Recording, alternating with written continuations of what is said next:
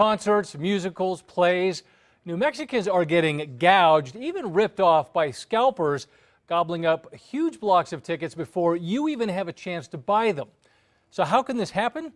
News 13's Larry Barker spent months following the trail to expose who's behind it and how they get away with it.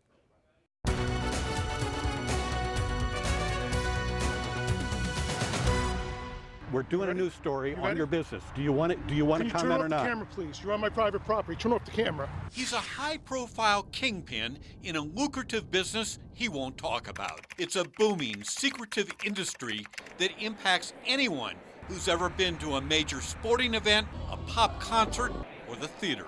We're talking about ticket scalping. Our 3-month investigation finds anonymous internet firms reaping staggering profits by peddling concert and theater tickets to New Mexico consumers. John Briot is with the Washington-based National Consumers League. We spoke with him by satellite. It used to be that if you wanted to buy scalp tickets, you could only get them from somebody on a street corner. Now you can go online and with the click of a button, you can buy resale tickets. I've seen estimates anywhere from $3 billion to $15 billion on the size of the secondary ticket market in the United States. They use names like Ticket Liquidator, VIP Seats, box office ticket sales, and they're scalping tickets to stage events across New Mexico. Want to see Jimmy Buffett at the Isleta Amphitheater in October? Well, the best seats are sold out unless you go to a scalper who will sell you a $159 ticket for $1,000. It just seems like an incredible ripoff. Terry Davis is with Albuquerque's Pope Joy Hall. The people we're talking about in this case are really out of state. They're companies, they're literal corporations who are making lots of money selling tickets to people across the country, literally, at huge markup. Hello, my name is Elder Price. Consider the hottest ticket in town when the Broadway smash hit Book of Mormon premieres on the Pope Joy stage in September. It will play to a packed house. Our investigation finds months before New Mexicans ever had a chance to buy Book of Mormon seats, out-of-state ticket brokers snatched hundreds of tickets and then peddled them on dozens of internet sites at exorbitant prices. They took essentially 600 seats off the market and took them out of reach of New Mexicans and put them out on the marketplace for a much higher price. For example, an orchestra seat bought by scalpers for $156 is now marked up more than 500% and sold by ticket office sales for $1,000. Ticketcenter.com bought a seat in the last row of the orchestra for $88. They marked it up almost 300% and then hawked it on the internet for $322. Goodseats.com boasted Book of Mormon tickets at a 75% discount. In fact, Good Seats must not be very good because the website marked up its inventory as much as 400%. Now, the most expensive Book of Mormon seats sold by scalpers are right up front. Online ticket resellers offer seats in Pope Joy's Zone A for as much as $1,000 a piece. But there's a catch. You see, unless you want to sit in the conductor's lap, Zone A is the orchestra pit. If you paid a scalper as much as $1,000 for a Zone A ticket, then you've been scammed. We found at least 20 internet sites peddling non-existent Pope Joy tickets. And take a close look at some of the websites. The Albuquerque graphics are designed to deceive. PopeJoyHall.tickets.com, PopeJoyHall.boxoffice.com, those are all resellers. They're all scalpers. Yeah.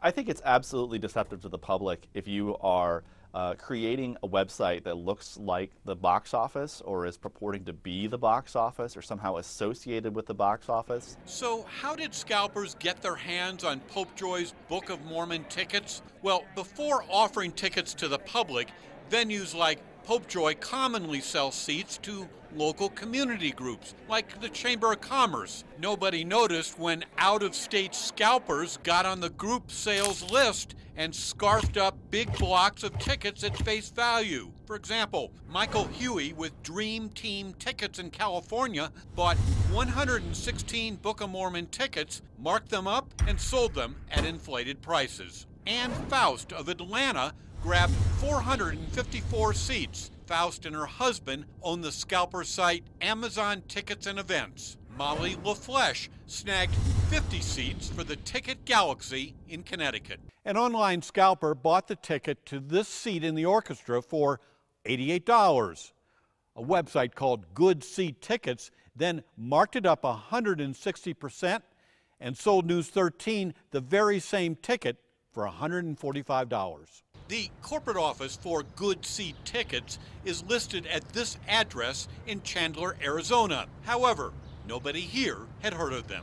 Amazon Tickets and Events lists its office at this Atlanta residence. In fact, online scalpers commonly use bogus addresses. Who are these guys? There is a common thread to all these websites, so through our investigation, we followed the clues, and the trail led us here to this large corporation just outside Hartford, Connecticut. It's the corporate headquarters for Ticket Network, one of the largest ticket brokers in the country. Run by CEO Don Vaccaro, Ticket Network and dozens of its internet affiliates resell tens of thousands of concert, sports, and theater tickets nationwide. Last year, the Federal Trade Commission and the Connecticut Attorney General filed a complaint accusing Ticket Network and 3 affiliates of misrepresentation. The defendants settled the case after shelling out $1.4 million.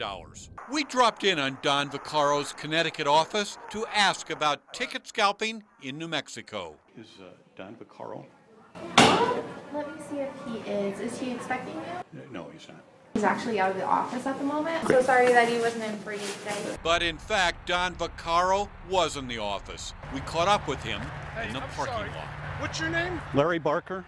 Did they tell you to leave earlier? No, sir, did not. All right, Sir, you're off the property right now. Okay, but sir, I just You want. already said once. If I have to say it again, you're going to jail for trespassing. Okay. You don't want to talk about ticket I already scalping? told you, too late.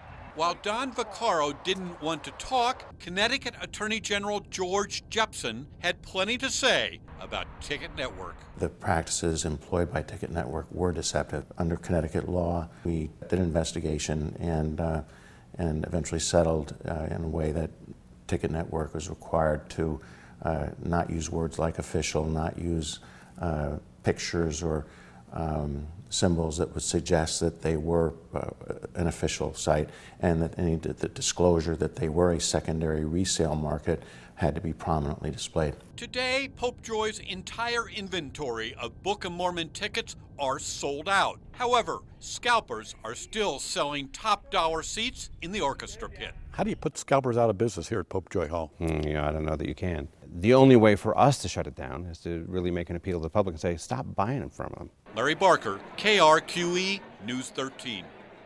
New Mexico law prohibits anyone from scalping tickets for sporting events, but it is not against the law to scalp entertainment tickets. The story continues on our KRQE app. That's where you will find the laws and ways to protect yourself.